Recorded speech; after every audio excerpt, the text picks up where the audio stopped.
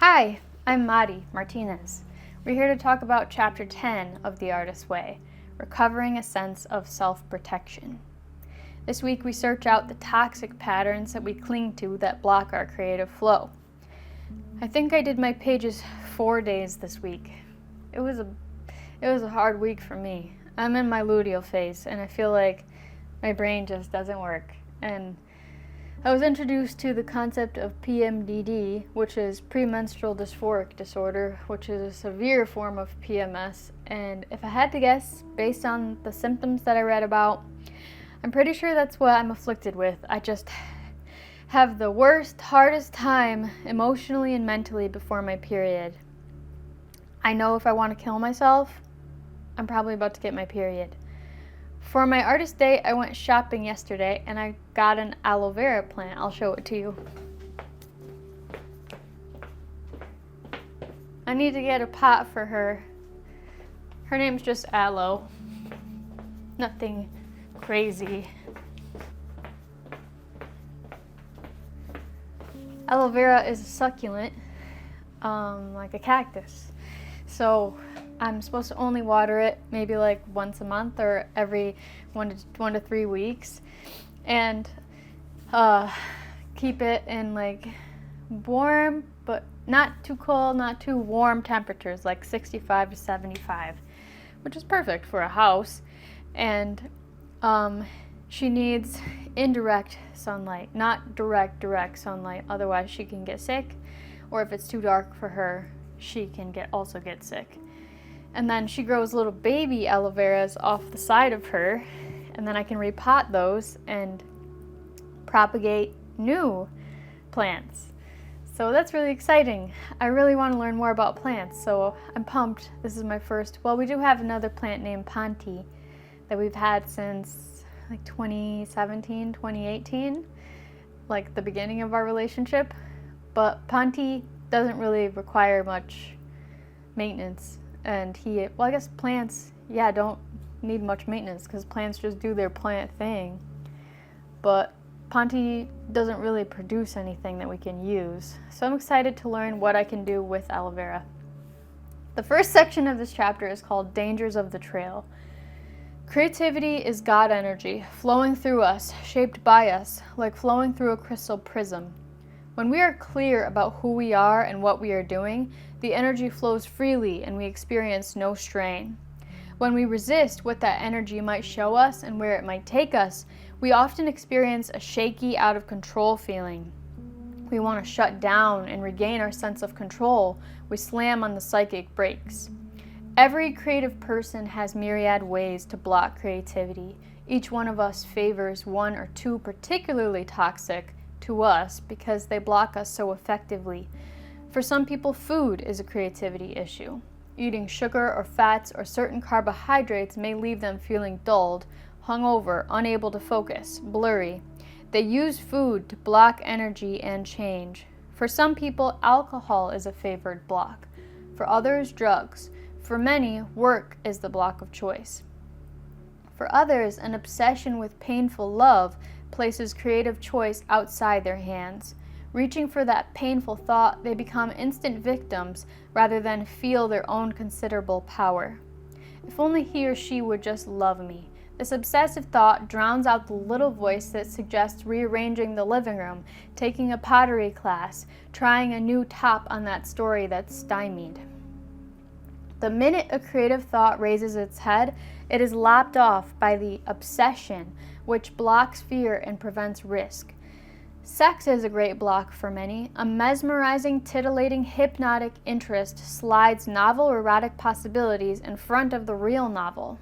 The new sex object becomes the focus for creative approaches. Now note carefully that food, work, and sex are all good in themselves. It is the abuse of them that makes them creativity issues. Knowing yourself as an artist means acknowledging which of these you abuse when you want to block yourself. We shut down our flow when we pick up one of our blocks, and we do it on purpose. We begin to sense our real potential and the wide range of possibilities open to us, and that scares us. So we all reach for blocks to slow our growth. If we're honest with ourselves, we all know which blocks are the toxic ones for us. Clue: this is the block we defend as our right. The object of all this blocking is to alleviate fear. Blocking is essentially an issue of faith. Rather than trust our intuition, our talent, our skill, our desire, we fear where our Creator is taking us with this creativity. Rather than paint, write, dance, audition, and see where it takes us, we pick up a block. As we become aware of our blocking devices, we can feel our U-turns as we make them. The blocks will no longer work effectively. Over time, we will try, perhaps slowly at first and then erratically, to ride out the anxiety and see where we emerge. Anxiety is fuel. We can use it to write with, paint with, work with.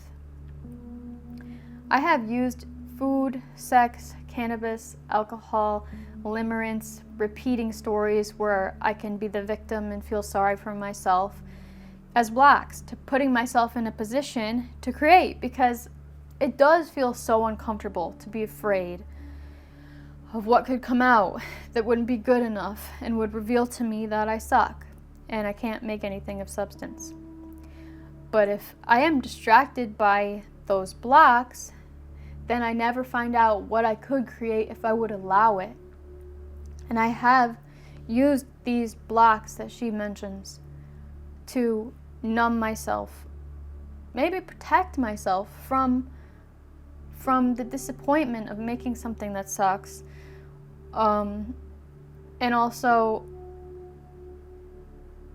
it's interesting how all of those things can feel so good temporarily, but ultimately are ruining your life because they're preventing you from going deeper with yourself and with your creativity. And I have seen so much on TikTok about how decentering men is really important for women because of patriarchy, but also for your own creative endeavors. Because when you're giving your creativity to a man, you're not nourishing yourself. You're not following your dharma, your path, your interests. This is just a distraction. And I'm lucky to have a partner now who also has creative interests and is a safe person that I can just trust is like I'm building a home with, and that I can focus on other things, that I can work on but even as a single person, the focus should not be on finding a mate, getting that husband, getting that house, having those kids. It should mainly be on you and what you want to bring into this world. And I feel like we're so programmed as children to think that we have to aspire to have these certain things that will fulfill us. And it's really poisonous. The next section is called Workaholism. Workaholism is an addiction, and like all addictions, it blocks creative energy. In fact, it could be argued that the desire to block the fierce flow of creative energy is an underlying reason for addiction. If people are too busy to write morning pages or too busy to take an artist's date, they are probably too busy to hear the voice of authentic creative urges. In creative recovery, it's far easier to get people to do the extra work of the morning pages than it is to get them to do the assigned play of the artist's date. Play can make a workaholic very nervous. Fun is scary. Fun leads to creativity. It leads to rebellion. It leads to feeling our power, and that is scary. There's a workaholism quiz in this chapter, but workaholism is not my addiction. I have other addictions like information hoarding and eating and telling myself certain stories that elicit sympathy for myself. Feeling sorry for myself is definitely an addiction that keeps me stuck lately. I don't know why that is, but sometimes it feels good to feel sad. Drought. In our creative life, there are dry seasons. Life loses its sweetness. Our work feels mechanical, empty, forced. We feel we have nothing to say, and we are tempted to say nothing. During a drought, the mere act of showing up on the page, like the act of walking through a trackless desert, requires one footfall after another to no apparent point. What do? We stumble on. How do we do that? we stay on the morning pages. This is not a rule for writers only. The pages have nothing to do with writing, although they may facilitate it, as they do all art forms. For all creative beings, the morning pages are the lifeline, the trail we explore, and the trail home to ourselves. During a drought, the morning pages seem both painful and foolish. They feel like empty gestures, like making breakfast for the lover we know is leaving us anyhow. Hoping against hope that we will someday be creative again, we go through the motions. Our consciousness is parched. We cannot feel so much as a trickle of grace. During a doubt, I just accurately wrote with a slip of the finger, we are fighting with God. We have lost faith in the great Creator and in our creative selves. We have some bone to pick, and bones to pick are everywhere.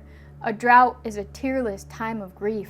We are between dreams, too listless to even know our losses. We put one page after another, more from habit than hope. Droughts do end. Droughts end because we have kept writing our pages. They end because we have not collapsed to the floor of our despair and refused to move. We have doubted, yes, but we have stumbled on. In a creative life, droughts are a necessity. The time in the desert brings us clarity and charity. When you are in a drought, know that it is to a purpose, and keep writing morning pages. To write is to write things. Sooner or later, always later than we like, our pages will bring things right. A path will emerge. So she's saying, even if we remove the blocks, there will always be droughts.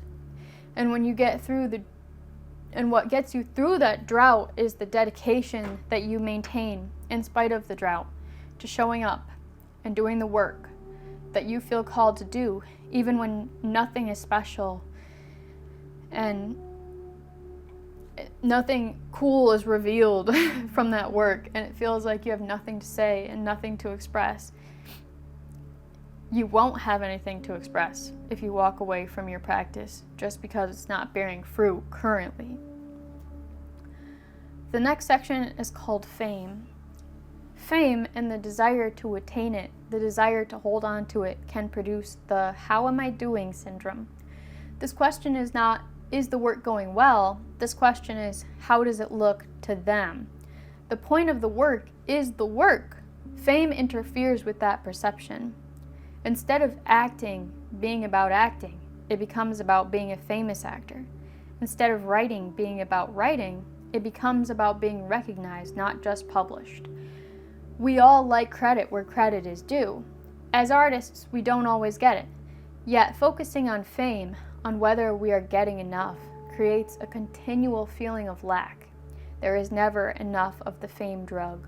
Wanting more will always snap at our heels, discredit our accomplishments, erode our joy at another's accomplishment. To test this, read any of the many fan magazines, People for instance, and see if afterward your life somehow feels more shabby, less worthwhile. This is the fame drug at work. Remember, treating yourself like a precious object will make you strong. And when you have been toxified by the fame drug, you need to detox by coddling yourself. What we are really scared of is that without fame we won't be loved, as artists or as people. The solution to this fear is concrete, small, loving actions. We must actively, consciously, consistently, and creatively nurture our artist selves. When the fame drug hits, go to your easel, your typewriter, your camera, or clay. Pick up the tools of your work and begin to do just a little creative play. The only cure for the fame drug is creative endeavor. Only when we are being joyfully creative can we release the obsession with others and how they are doing. It may be a gift to never be famous, because then you get to create what you like for yourself.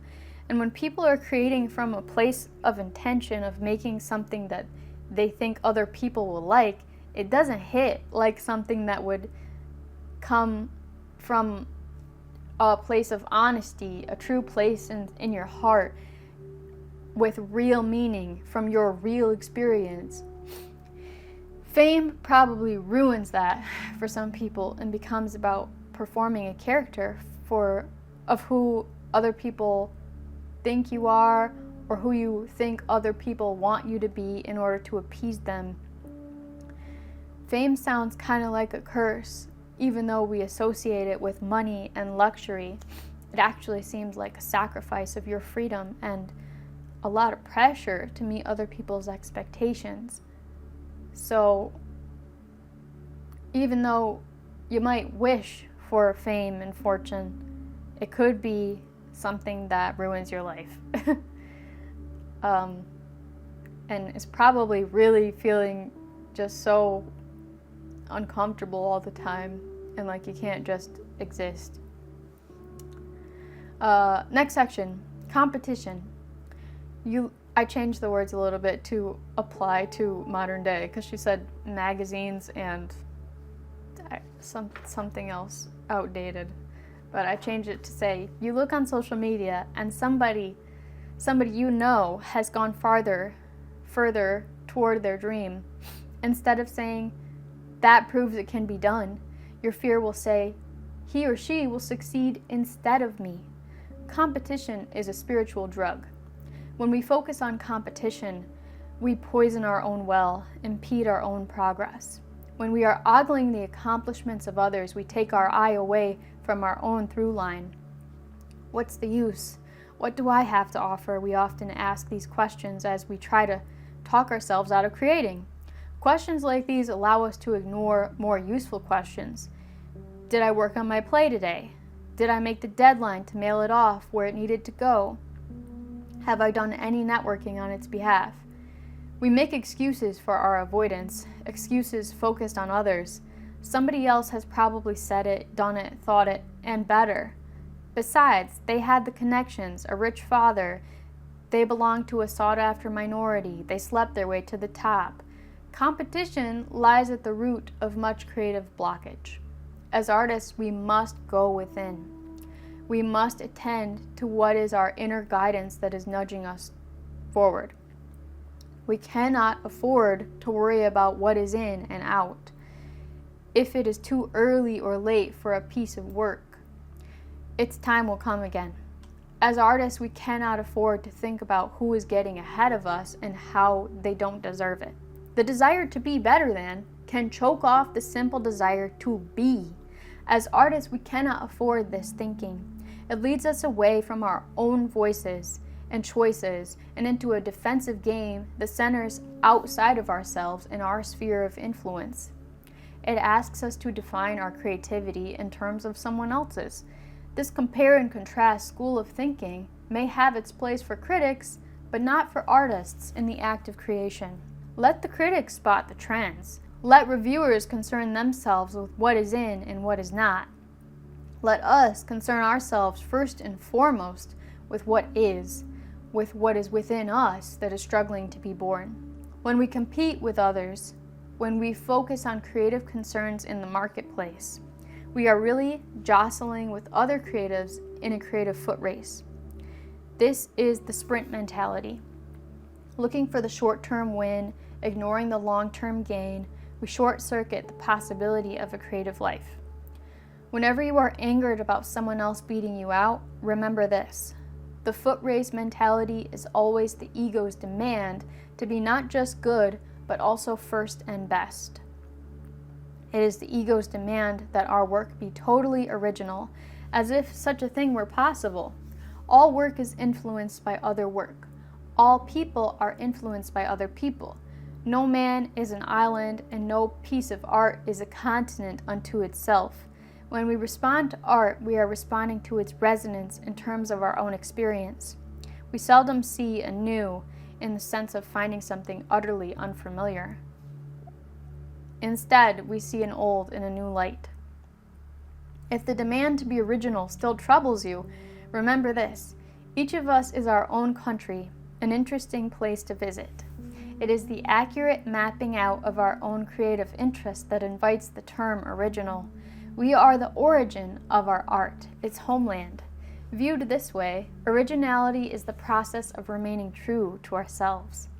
The spirit of competition, as opposed to the spirit of creation, often urges us to quickly winnow out whatever doesn't seem like a winning idea. This can be very dangerous. It can interfere with our ability to carry a project to term. A competitive focus encourages snap judgments, thumbs up or thumbs down. Until we know better, we call a great many creative swans ugly ducklings. This is an indignity we offer our brain children as they rear their heads in our consciousness. We judge them like beauty pageant contestants. In a glance, we may cut them down. We forget that not all babies are born beautiful, and so we abort the lives of awkward or unseemly projects that may be our finest work, our best creative ugly ducklings. An act of art needs time to mature. Judged early, it may be judged incorrectly. Never, ever judge a fledgling piece of work too quickly. Be willing to paint or write badly while your ego yelps resistance. Your bad writing may be the syntactical breakdown necessary for a shift in your style. Your lousy painting may be pointing you in a new direction. Art needs time to incubate, to sprawl a little, to be ungainly and misshapen and finally emerge as itself. The ego hates this fact. The ego wants instant gratification and the addictive hit of an acknowledged win. The need to win now is a need to win approval from others. As an antidote, we must learn to approve of ourselves. Showing up for the work is the win that matters. So that was a long quote, but I feel like this chapter was full of long quotes. Lastly, we have tasks. The first task is called the deadlies. She says, take a piece of paper and cut 7 strips from it. On each strip, write one of the following words: alcohol, drugs, sex, work, money, food, family, friends. Fold these strips of paper and place them in an envelope. We call these folded strips the deadlies. You'll see why in a minute. Now draw one of the deadlies from the envelope and write 5 ways in which it has a negative impact on your life. If the one you chose seems difficult or inapplicable to you, consider this resistance. You will do this 7 times, each time putting back the previous slip of paper so that you're always drawing from 7 possible choices. Yes, you may draw the same deadly repeatedly. Yes, this is significant. Very often, it is the last impact on the final list of an annoying, oh no, not again, that yields a break through denial into clarity. So I don't have an envelope, but I did write the deadlies on these papers, so I'll just draw them here for you. See what happens. Sex. What is it asking me? How has sex had a negative impact on my life? And how many do I have to say? 5 ways it has had a negative impact on my life. When I was in my early 20s, I was having sex with people sometimes that I didn't even like because I just wanted to have fun. I just wanted to know that I could get them.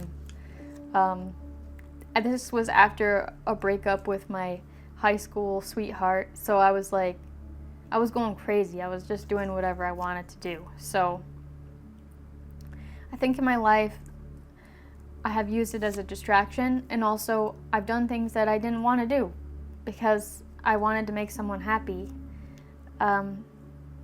And I could also probably say that masturbation has been a distraction for me as well, even though it's also just a more normal thing, but it also can be abused and be used as a form of escape, or sometimes when I'm reading something or I'm trying to understand something or I'm working on something, then I can kind of feel like, wow, I just am so bored right now. I just want to go get off by myself, not think about anything.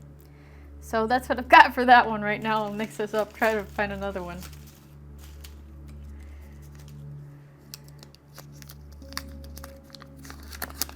Food.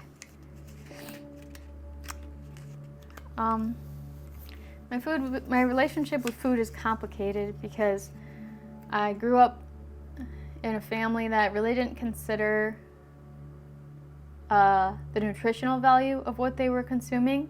It was kind of just about pleasure, and it was a lot of junk around. So growing up, I didn't eat very well, and right now I'm trying to be very conscious of what I'm eating, and I have become vegan in the past year. So that's taken a lot of attention from me to figure out what I'm going to eat. But I have used food as a way to distract myself and numb myself from pain, and just to find some pleasure. And sometimes I used to eat, and sometimes I'm making myself throw up. I think I stopped doing that in like my mid-20s. That's all I got to say about that. Let's see what else there is. Drugs. I have never done drugs. I've only smoked pot.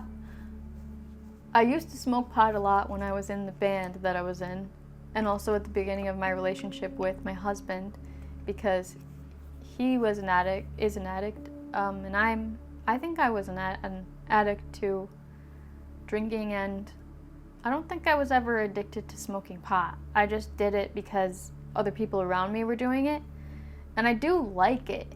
Like, I like the smell, I like the feeling, but it also gives me a sense of paranoia, and I think it was a distraction from the work, because we would go and smoke.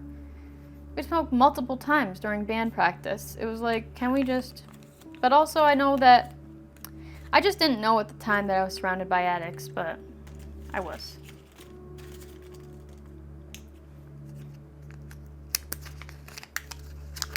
Money. I've never really made enough money. I think when I have money, I'm like, oh, I need to spend it right away or get rid of it because it doesn't feel safe to have it. But I think it's a great tool for creativity and purchasing tools that would help in creativity. It probably needs more of my attention, but I'm just gonna have these fuck off and finish them later. But in terms of alcohol, I have embarrassed myself many times, made decisions I wouldn't have otherwise made. I made myself sick. I drank and drove many years ago. Too many risks. And I've numbed myself and I've wasted time. For work, I haven't really used work as an avoidance tool. I really would like to avoid doing work. So, if it were up to me, I would not work. But I want work that feels like play.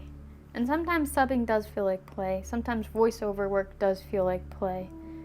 I just don't want to be under anyone's thumb or for anyone to be able to tell me what to do.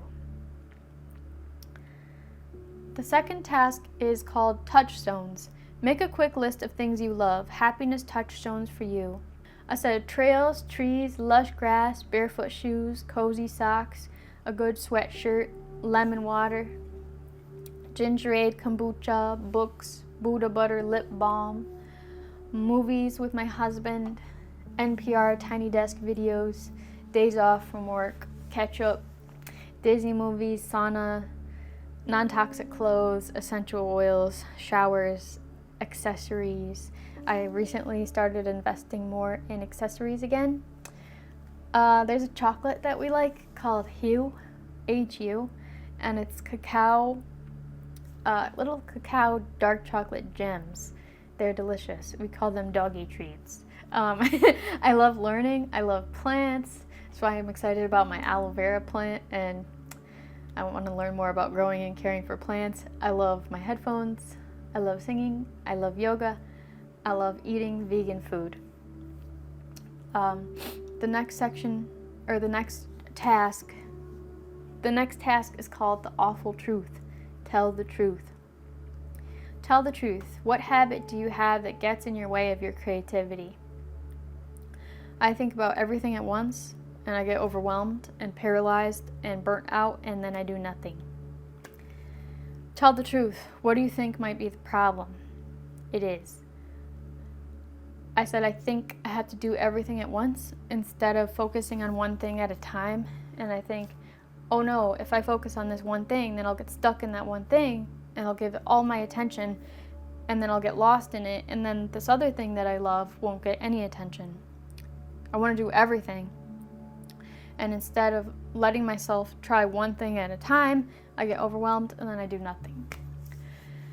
What do you plan to do about that habit or problem? I could try to time block and focus on certain things for a certain amount of time and on certain days, and then have one day for freestyling or letting myself go with the flow. What is your payoff in holding on to this block? If I get overwhelmed, then I can't do anything and I get to lay down and scroll and consume with no effort until I get sick. Tell the truth. Which friends make you doubt yourself? The self-doubt is yours already, but they trigger it. I don't really have anybody that I call a friend that makes me doubt myself. There's certainly people in my life that make me doubt myself, but I don't call them my friends. Tell the truth. Which friends believe in you and your talent? The talent is yours, but they make you feel it. I have a few friends that make me believe in me, but my number one friend is my sister Nina, who I've always known and has always believed in me. What is the payoff to keeping your destructive friends? If the answer is I like them, the next question is why. I said I think I put myself in situations to be around people that make me doubt myself because I think I have something to prove to those people, like that I'm cool, I'm creative, I'm talented, when really these people that I have in mind, they're not making anything. They're not what I would want to be, so why do I want to be around them? I thought networking with them would improve my life, but I realized that the feeling of being in those spaces is so inauthentic and forced and uncomfortable, so I'm not going to put myself in situations where I have to feel that way anymore until I can let go of that need to be liked and approved of. I don't feel like I have that kind of resilience right now, and I would like to build that within myself. Which destructive habits do your destructive friends share with your destructive self? I don't know, because the people I mentioned in the last answer aren't really my friends. Probably cosplaying as a creative person or letting ego take the wheel and worrying about the way that I'm perceived rather than being concerned with what I'm making, what I'm creating for me, regardless of whether people see it or like it. Which constructive habits do your constructive friends share with your constructive self? My constructive friends are focused on progress. They're focused on growth. They can be honest about what their feelings are and express those feelings without putting on an inauthentic show. My constructive friends are about collaboration rather than competition. My constructive friends don't need to punch down on other people in order to make themselves feel better or feel like they're doing well. My camera is going to die. I have some other nice answers, but I need to...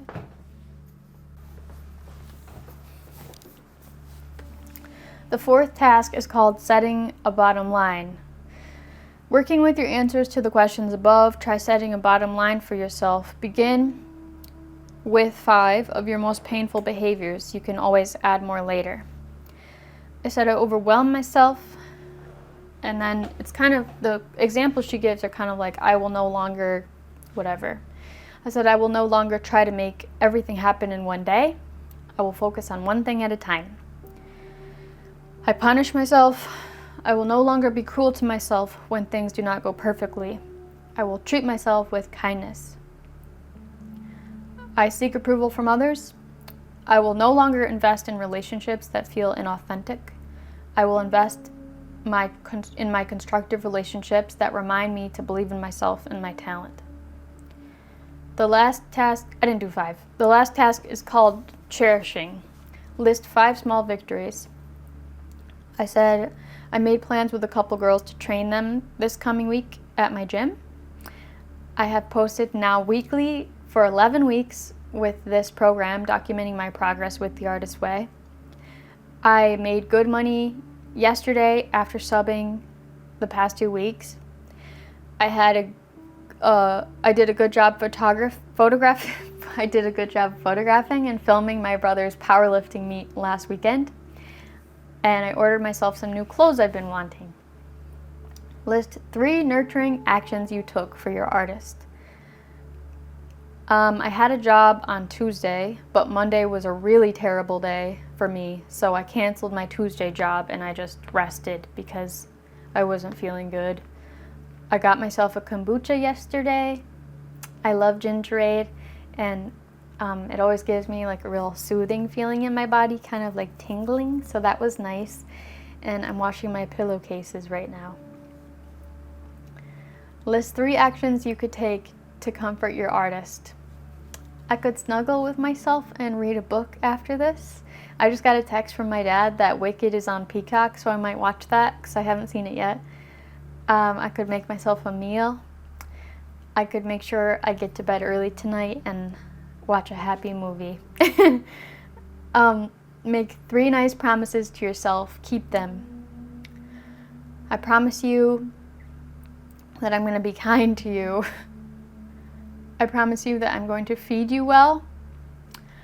I promise you that I'm going to prepare you each night for the day ahead and make sure that your clothes are washed, your clothes are picked out and packed for the gym, and your water is ready. And I promise you to make sure that you take your supplements. And then she says, do one lovely thing for yourself each day this week. Thanks for being here with me. I know I had a lot of quotes today. I think they were important, so that's why I shared them with you. Please leave me a comment. I would love to know how the process is going for you. What are you working on?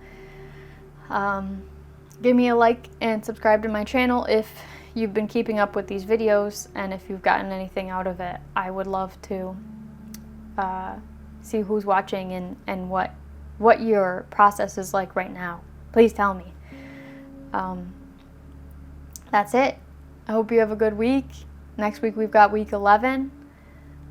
Almost done. And I've been thinking that I'm going to just restart again and then watch my own videos and read the chapters and then try to address the things that I didn't nail this past round. Because I think it's hard to pay attention to all of these ideas in 1 week. So I'm going to return to them and continue making videos after the 12 weeks are done. So, yeah. All right, take care of yourself. Love you. Bye.